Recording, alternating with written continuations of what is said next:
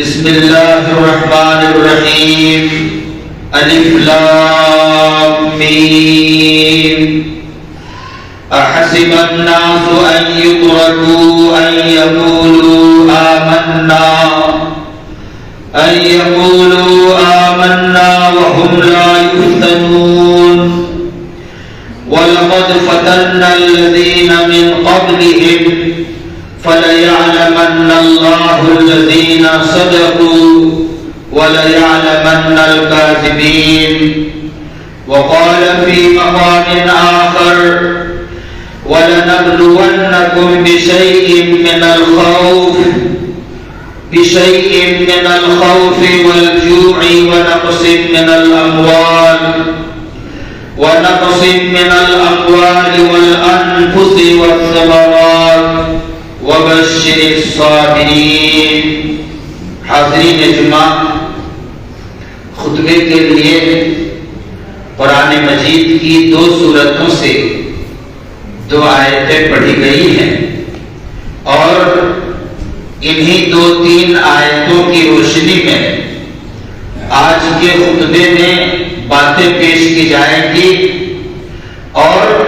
آج کے خطبے کا اگر عنوان بنانا چاہیں تو یہ کہہ سکتے ہیں کہ مسلمانوں کے لیے آزمائش اور امتحان شرط ہے. مسلمانوں کے لیے آزمائش اور امتحان شرط ہے. ہر دور میں اللہ تعالیٰ نے مسلمانوں کو آزمایا ہے، امتحان لیا ہے، جانچا ہے، اور اہل اسلام کے دین و ایمان کو اللہ تعالیٰ نے میدان امتحان میں لا کر باقاعدہ دکھایا ہے. ایسا اس لیے کہ دنیا کے اندر آج اگر کوئی سب سے قیمتی چیز ہے تو وہ ہے ایمان، وہ ہے اسلام کی دولت، اور وہ ہے عقیدہ توحید،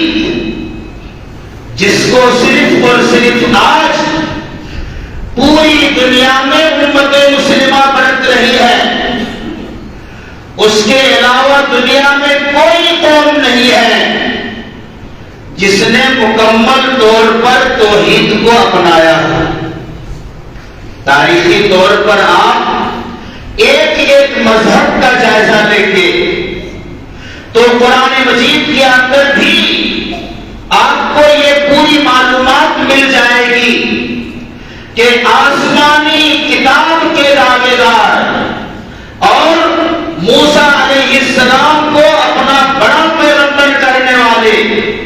اور توریت نام کی آسمانی کتاب پڑھنے والے قوم یہود، جو آج پوری دنیا کے اندر سب سے زیادہ فساد مچانے میں لگی ہوئی ہے، جو آج پوری دنیا کے اندر سب سے زیادہ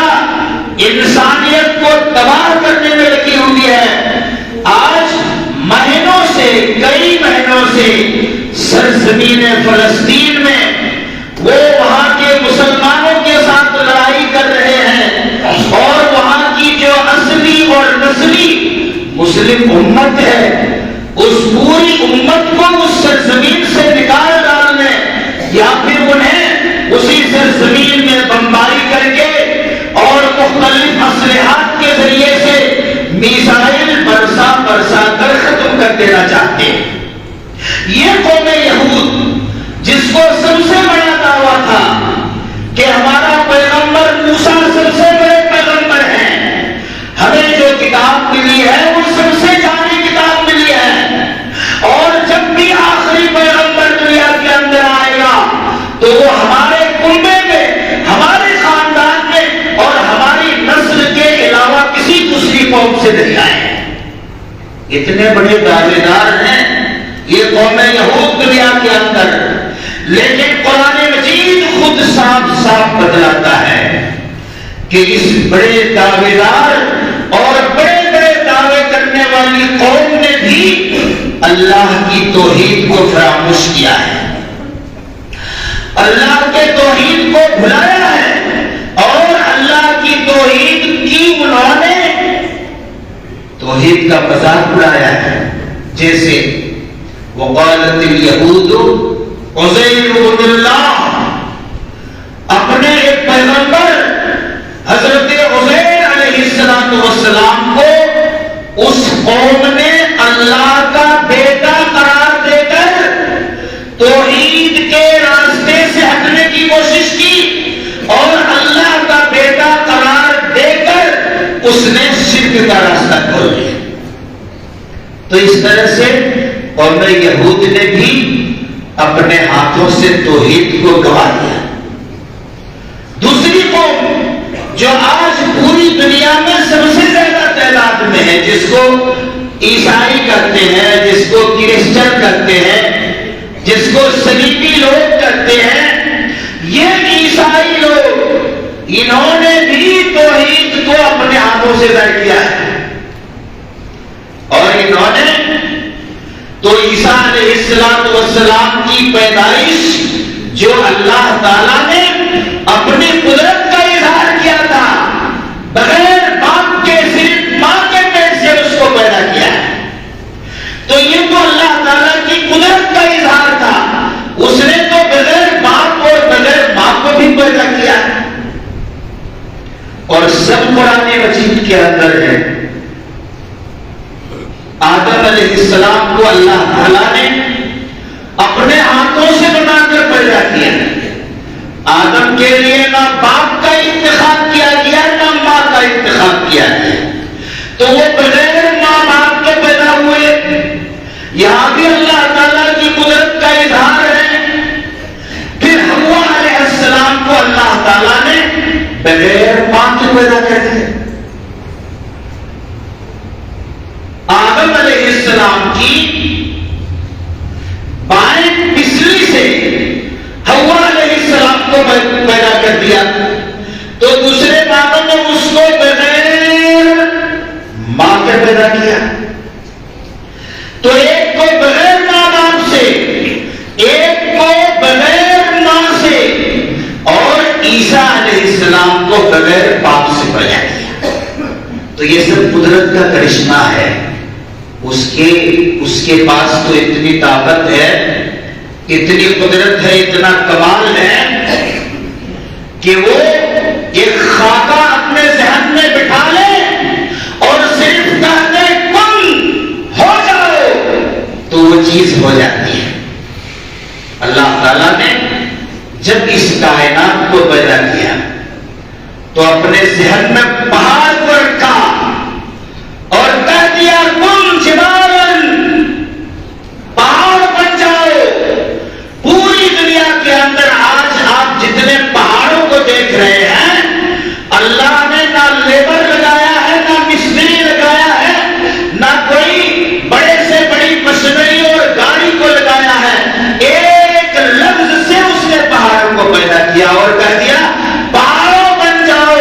تو ساری دنیا کے اندر پہاڑ بچھ گیا۔ زمین کو کہہ دیا کن ارضن، زمین بن جاؤ تو زمین بن گیا۔ درختوں کے تعلق سے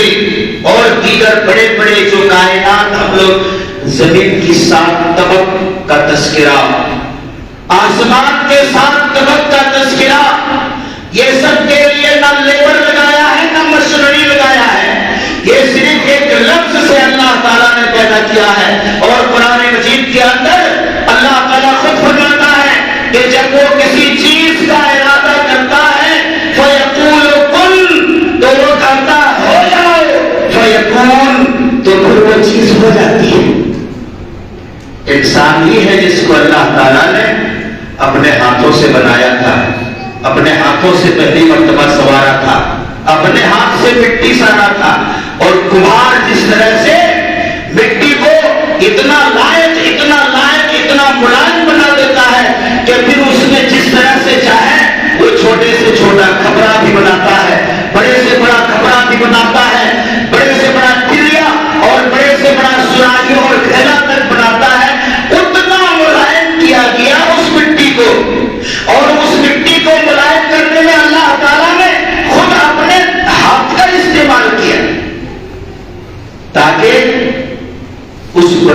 جسم کو بنانے میں بھی مٹی ملائم رہے، اور چھوٹے چھوٹے جو چیزیں ہیں، جیسے اسی مٹی سے آنکھ بنایا گیا،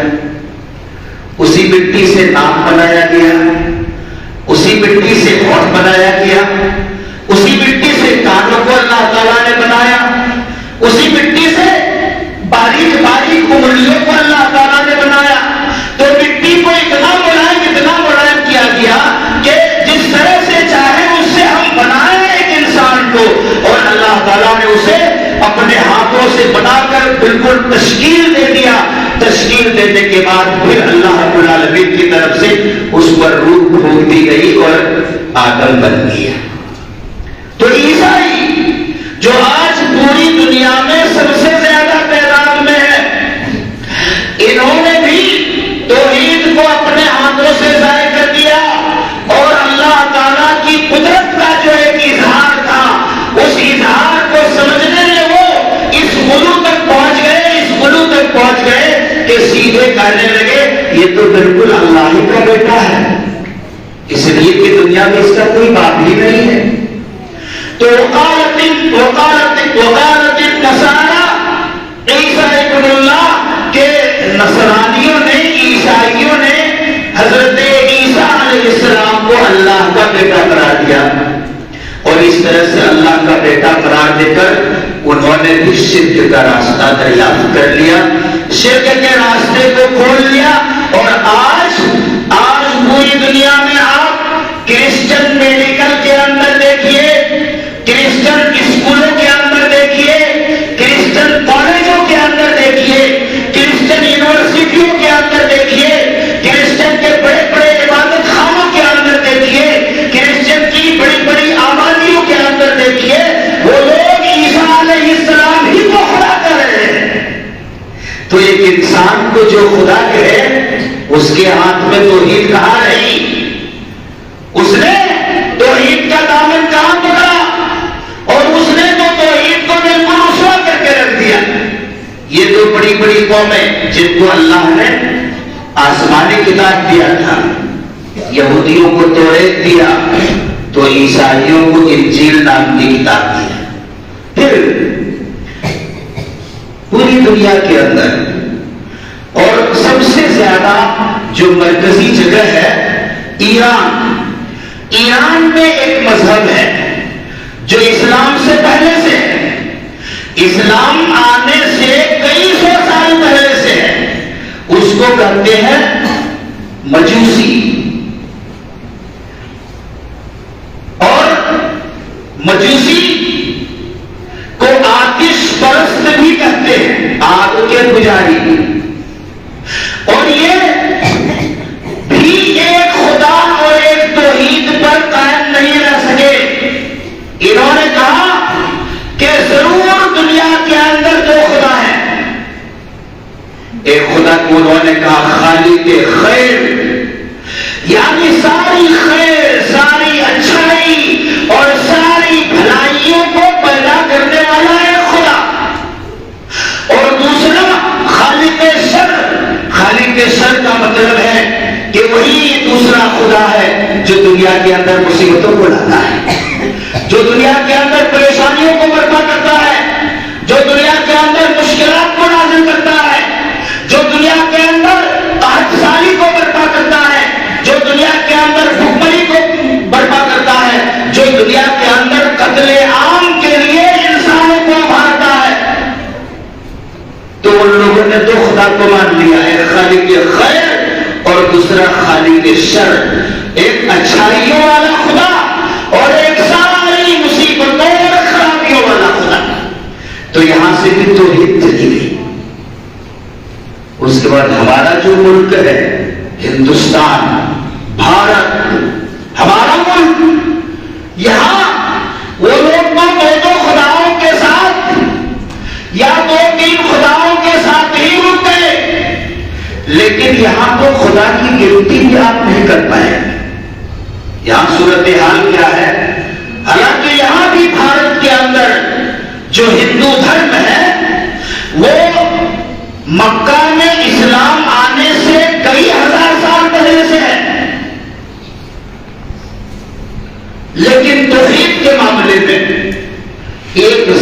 بھی اس کے اندر موجود نہیں ہے. یہ پہلے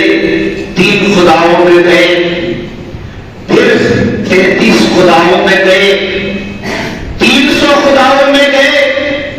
3000 خداؤں کو مانا، 33,000 خداؤں کو جانا، اور اب ان کا کہنا ہے کہ پوری دنیا میں ان کے عقیدے کے مطابق 33 کروڑ خدا ہیں. 33 کروڑ خدا کا مطلب ہے کہ ایک آدمی کو 1000 سال کی بھی عمر مل جائے اور روزانہ ایک ایک خدا کو پوجے، ایک ایک خدا کے سامنے چڑھاوا چڑھائے، ایک ایک خدا کو وہ ایک ایک دن میں منائے، پھر بھی اس کی عمر ختم ہو جائے گی، لیکن خداؤں کے منانے کا سلسلہ ختم نہیں ہوگا. تو یہاں تو اتنا بے ہنگم صورتحال ہے. ابھی یہ 33 کروڑ خداؤں کا عقیدہ رکھتے ہیں. پھر آپ چائنا کی جو حالت ہے، جاپان کی جو حالت ہے، یا پھر یورپ کے اندر جو حالت ہے خدا کے معاملے میں، توحید کے معاملے میں، آپ فائنل جان لیجئے کہ مسلمانوں کے علاوہ کوئی دوسری امت نہیں ہے جس نے توحید کو تھاما ہو، توحید کو اختیار کیا. تو سب سے بڑی قیمتی چیز، سب سے بڑا جوہر اور سب سے بڑا ہیرا جو اللہ تعالیٰ کی طرف سے ملا ہے امت مسلمہ کو، وہ ایمان ہے، وہ توحید کا عقیدہ ہے. اور یہی توحید کا عقیدہ کو اللہ تعالیٰ بار بار جانچنے کے لیے آزمائش میں ڈالتا ہے، امتحان لیتا ہے کہ ہم نے اتنی قیمتی چیز اس کو دیا ہے تو یہ اس کی قدر جانتے ہیں یا نہیں، یہ اس کی قیمت کو سمجھ رہے ہیں یا نہیں، اور بڑی سے بڑی مصیبت کے موقع پر یہ اس توحید کو بچا پاتے ہیں یا نہیں. بس اسی کے لیے جانچ ہے، اسی کے لیے آزمائش ہے. جب نبی کریم صلی اللہ علیہ وسلم نے مکہ میں اسی توحید کا اعلان کیا، وہاں بھی 360 بتوں کی عبادت ہو رہی تھی، وہاں بھی 360 بتوں کی پوجا پاٹ ہو رہا تھا. ایسے 360 بتوں کے ماحول میں ایک خدا کی طرف دعوت دینا، ایک خدا کی بندگی کے لیے بلانا، اور 360 بتوں میں سے ہر ایک کو ناکارہ اور نکما قرار دینا، یہ بڑا جوخم والا کام تھا جو جناب محمد رسول اللہ صلی اللہ علیہ وسلم نے انجام دے کر دکھایا. اور پھر 360 بتوں کو چھوڑ کر جن لوگوں نے ایک خدا کی بندگی کا عہد و پیمان کیا،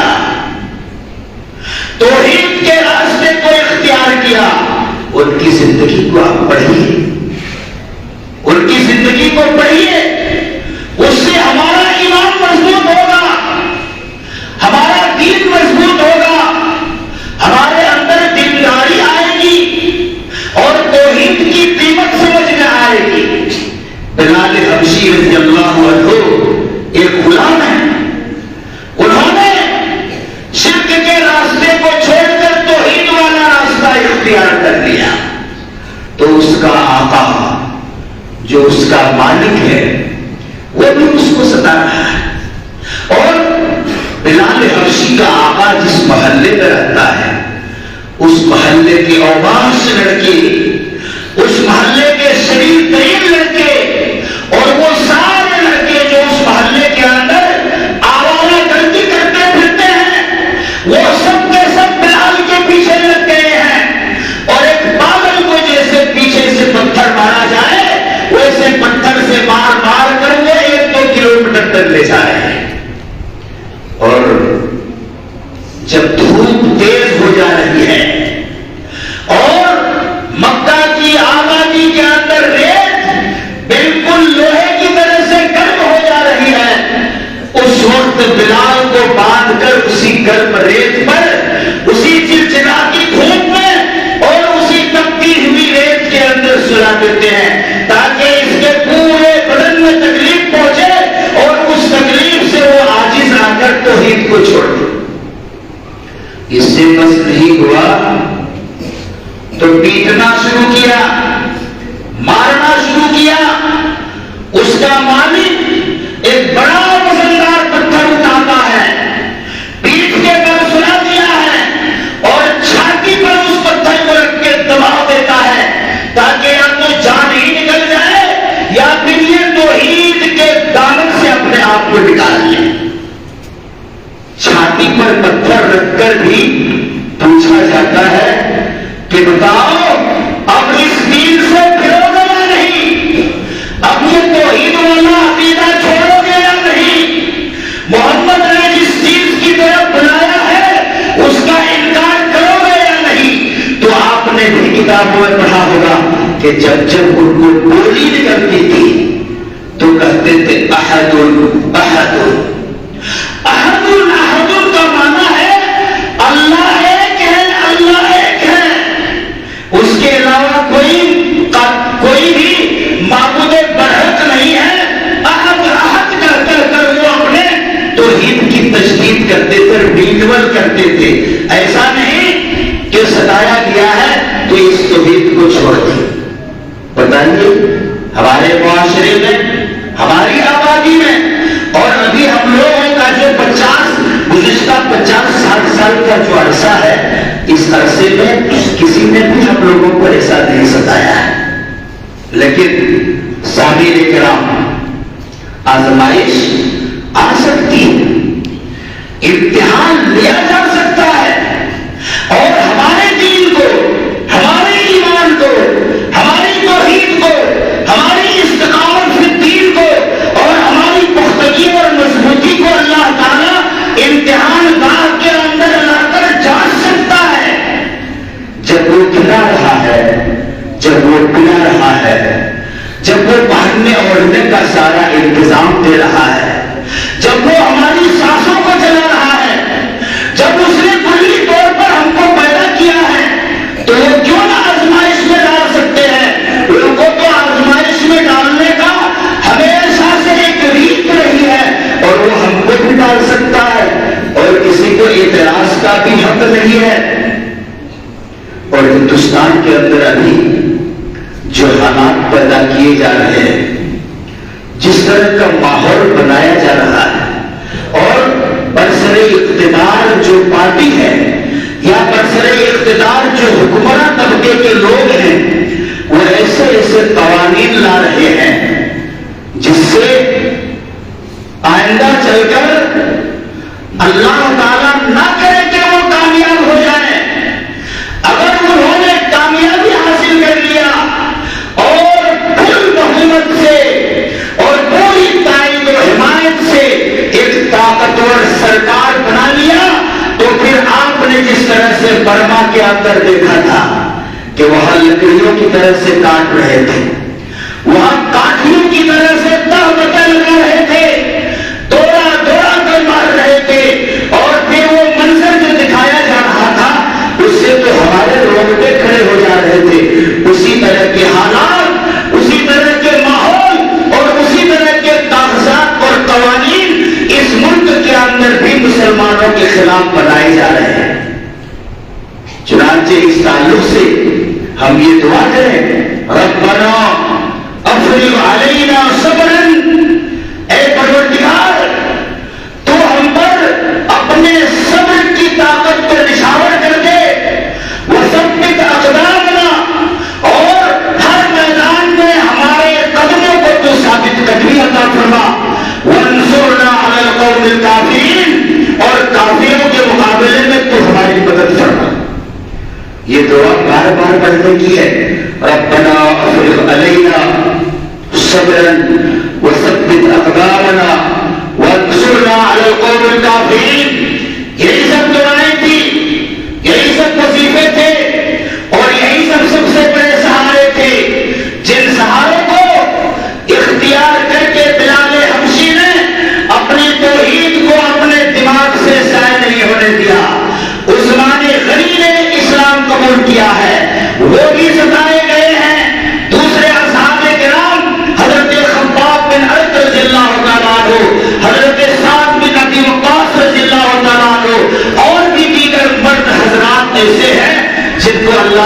کافر کو مکہ والوں نے ستایا، لیکن کبھی بھی انہوں نے توحید کو ظاہر نہیں ہونے دیا۔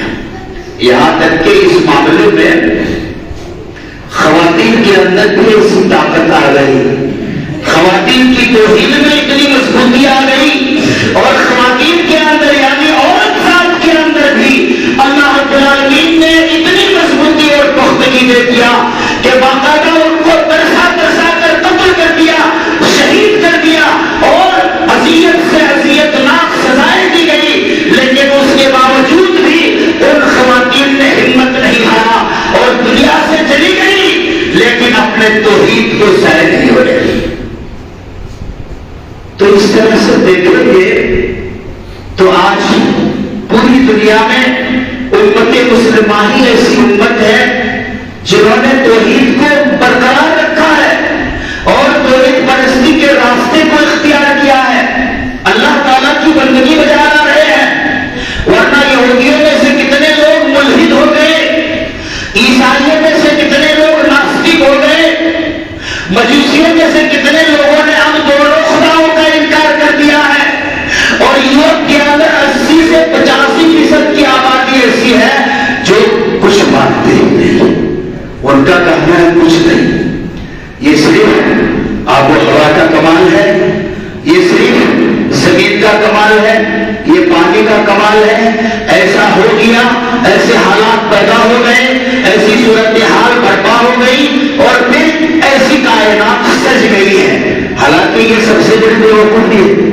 اور یہ وہ لوگ کر رہے ہیں جو دنیا کے اندر سب سے اونچا طبقہ میں اپنے آپ کو رکھتے ہیں، یعنی وہ لوگ کہتے ہیں ہم لوگ سائنسداں ہیں، سائنسداں ہو کر اچھی سے اچھی چیز وہ دنیا میں وجود میں لا رہے ہیں، یعنی ان کا سب سے بڑا دماغ واقعی میں ہونا چاہیے،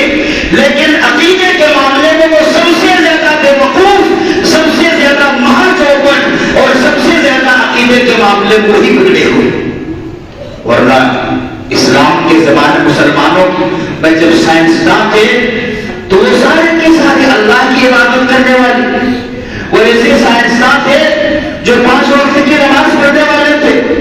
رمضان کا مہینہ آ گیا تو روزے رکھنے والے تھے، وہ ایسے سائنسداں تھے جو قرآن مجید کی بھی تلاوت کرتے تھے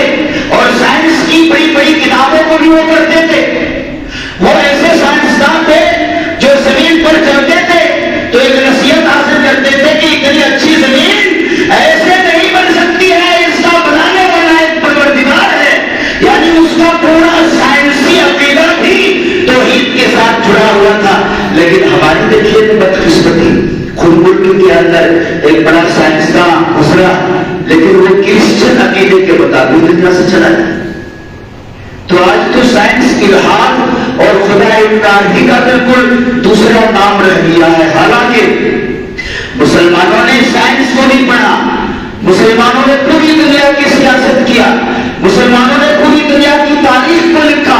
مسلمانوں نے پوری دنیا کے اندر سیاحت کر کے جائزہ لیا، وہ بالکل اندلس سے چل کر ہندوستان آئے اور اندلس سے چل کر امریکہ گئے، اور امریکہ کو جو آج یورپ والوں نے دریافت کیا ہے اس سے کئی 100 سال پہلے مسلم سائنسدانوں نے دریافت کر لیا تھا کہ ایک ایسی پاتال سرزمین ہے جو نیچے ہی رکھتی ہے لیکن وہاں بھی انسانی آبادی۔ تو اتنا کامیابی حاصل کرنے کے بعد بھی وہ موحد تھے، خدا پرست تھے، اور خدا پرستی کو اپنے ذہن سے ظاہر نہیں ہونے دیے تھے۔ تو کہنے کا مطلب یہ ہے کہ آزمائش ہماری اس لیے ہو رہی ہے کہ ہم ایمان والے ہیں، ہم توحید والے ہیں، ہم اسلام والے ہیں، اسی لیے اللہ بھی آزما رہا ہے،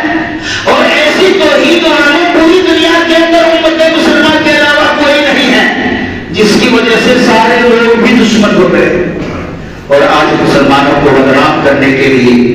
مسلمانوں کو ستانے کے لیے، مسلمانوں کو تکلیف پہنچانے کے لیے وہ روزانہ مشورے بھی کر رہے ہیں، روزانہ بجٹ بھی بنا رہے ہیں۔ آپ کو سن کر تعجب ہوگا